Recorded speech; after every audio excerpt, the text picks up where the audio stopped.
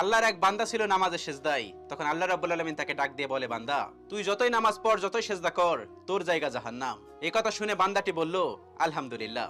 আল্লাহ তখন বলে, এই বান্দা, জাহান্নামের কথা শুনে কেউ আলহামদুলিল্লাহ কয়? বান্দা তখন বলে, আল্লাহ, জাহান্নামের মালিকও তুমি, জান্নাতের মালিকও তুমি।